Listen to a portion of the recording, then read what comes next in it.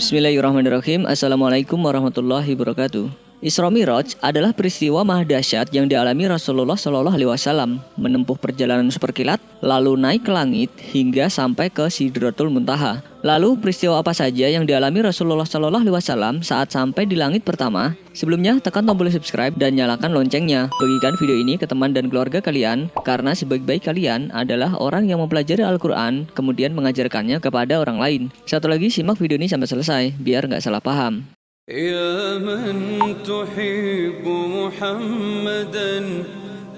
Setelah sebelumnya Nabi Muhammad Shallallahu Alaihi Wasallam melakukan perjalanan dari Mekah menuju Yerusalem dengan mengendarai buraq, persinggahan berikutnya yaitu ke langit pertama atau dikenal dengan sebutan langit dunia.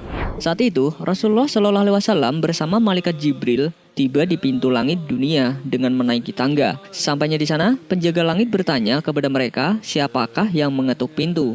Kemudian Jibril menjawab kalau ia bersama Muhammad Shallallahu Alaihi Wasallam yang datang. Hal ini menunjukkan penjaga langit tidak mengetahui siapa yang berada di luar.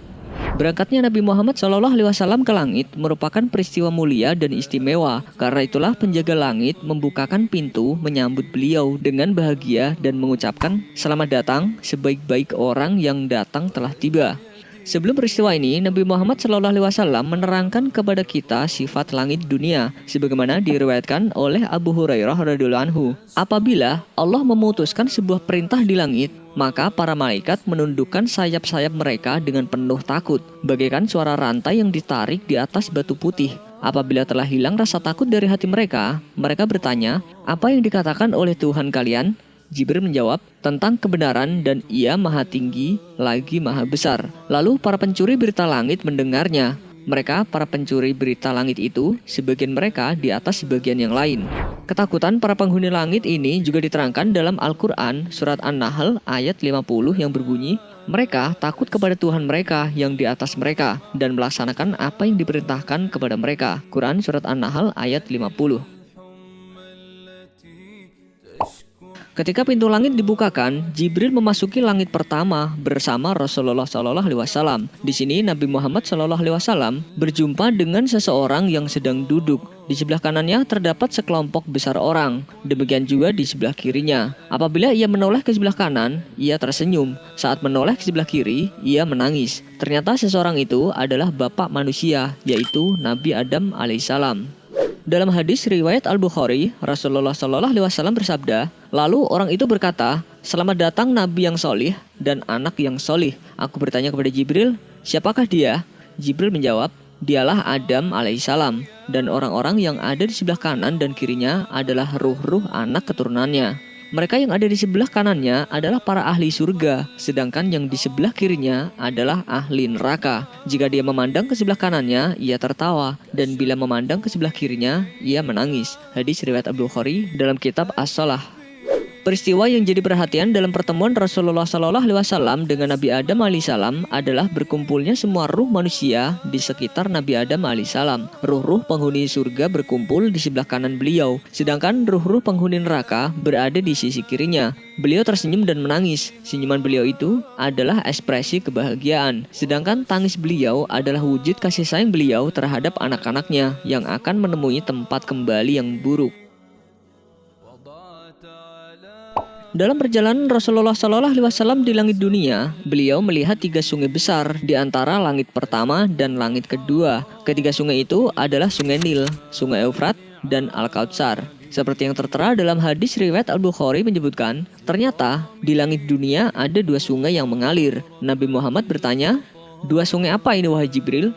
Jibril menjawab, ini adalah Nil dan Eufrat. Kemudian Jibril terus membawa Nabi ke langit. Tiba-tiba ada sungai lain yang di atasnya ada istana dari mutiara dan intan. Nabi Shallallahu Alaihi Wasallam memukulnya dengan tangannya. Tiba-tiba baunya seperti minyak wangi atfar. Nabi bertanya, ini apa wahai Jibril? Jibril menjawab, ini adalah telaga Al-Kautsar yang sengaja disimpan oleh Tuhanmu untukmu. Hadis riwayat Al-Bukhari dalam kitab At-Tauhid.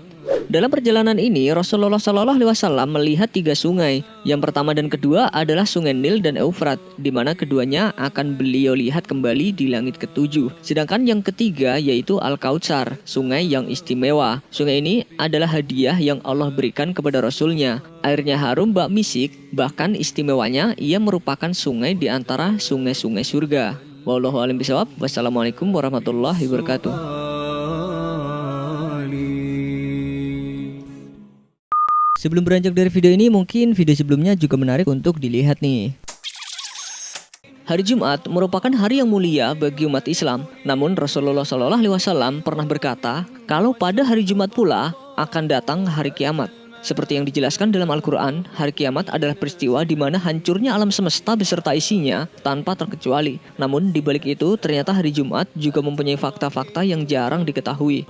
Dalam agama Islam, hari Jumat dikenal sebagai harinya kaum muslim. Banyak sekali keistimewaan yang terdapat dalam hari tersebut. Hari Jumat di mana Allah Subhanahu wa taala menciptakan Nabi Adam alaihissalam dan mewafatkannya. Kemudian dimasukkan ke surga, lalu hari di mana Nabi Adam dikeluarkan dari surga, lalu turun ke bumi, dan juga hari di mana akan terjadinya kiamat. Dari Abu Hurairah radhiyallahu anhu, Rasulullah Shallallahu Alaihi Wasallam bersabda, sebaik-baik hari di mana matahari terbit adalah hari Jumat. Pada hari Jumat, Adam diciptakan. Pada hari itu, dia dimasukkan ke dalam surga, dan pada hari Jumat itu juga, dia dikeluarkan dari surga. Hari kiamat tidaklah terjadi kecuali pada hari Jumat. Hadis riwayat Muslim. Hari Jumat juga merupakan waktu yang sangat mustajab untuk berdoa. Hal ini diceritakan Abu Hurairah radhiyallahu anhu bahwa Rasulullah Shallallahu Alaihi Wasallam bersabda, di hari Jumat itu terdapat satu waktu yang jika seseorang muslim melakukan sholat di dalamnya dan memohon sesuatu kepada Allah Ta'ala, niscaya permintaannya akan dikabulkan. Lalu beliau memberi isyarat dengan tangannya yang menunjukkan sedikitnya waktu itu. Hadis riwayat Bukhari dan Muslim. Selain merupakan waktu yang mustajab untuk berdoa, hari Jumat adalah hari pengampunan dosa. Dosa-dosa akan diampuni antara hari Jumat tersebut dengan Jumat sebelumnya. Seperti yang diceritakan dari Salman Al-Farisi radhiyallahu anhu mengatakan bahwa Rasulullah Shallallahu Alaihi Wasallam bersabda, tidaklah seseorang mandi pada hari Jumat dan bersuci semampunya, berminyak dengan minyak, atau mengoleskan minyak wangi dari rumahnya, kemudian keluar menuju masjid, dan dia tidak memisahkan dua orang yang sedang duduk berdampingan. Kemudian dia mendirikan sholat yang sesuai dengan tuntunannya, lalu diam mendengarkan dengan seksama ketika imam berkhutbah, melainkan akan diampuni dosa-dosa yang terjadi antara Jumat tersebut dan Jumat berikutnya. Hadis riwayat Bukhari.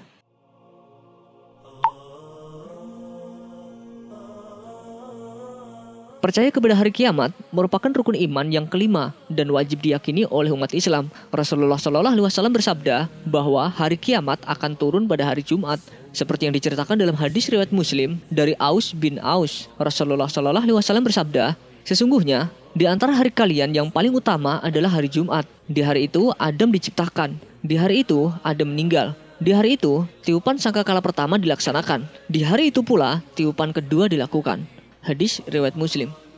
Hadis ini menunjukkan bahwa seorang hamba di hari Jumat hendaklah mempersiapkan diri dengan berbagai amalan soleh supaya mendapatkan rahmat Allah dan tercegah dari murka Allah Subhanahu wa taala. Namun kapan tanggal pasti kiamat itu datang tidak ada yang mengetahuinya. Seperti yang tertera dalam Al-Quran surat Al-Ahzab ayat 63 yang artinya manusia bertanya kepadamu tentang hari berbangkit. Katakanlah, sesungguhnya pengetahuan tentang hari berbangkit itu hanya di sisi Allah. Dan tahukah kamu, hai Muhammad, boleh jadi hari berbangkit itu sudah dekat waktunya. Quran surat Al-Ahzab ayat 63.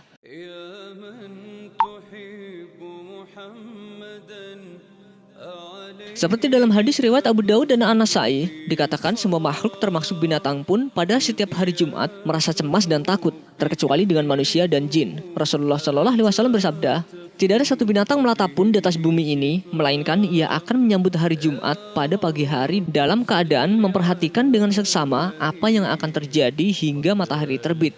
Karena demikian takutnya pada hari kiamat, kecuali anak Adam. Hadis riwayat Abu Daud dan An-Nasai. Seperti itulah, mereka semua dihinggapi rasa takut setiap hari Jumat datang. Hanya manusia dan jin saja yang menjalani hari-harinya dengan tenang, tanpa merasa takut dan cemas dengan datangnya hari Jumat. Manusia hanya menghabiskan hari-hari dengan santai dan dengan sedikit beribadah. Oleh karena itu, semoga kita semua sama-sama memperbanyak amal soleh dan senantiasa beribadah kepada Allah Subhanahu wa taala untuk bekal kita menghadapi hari kiamat. Wallahu a'lam bishawab. Wassalamualaikum warahmatullahi wabarakatuh.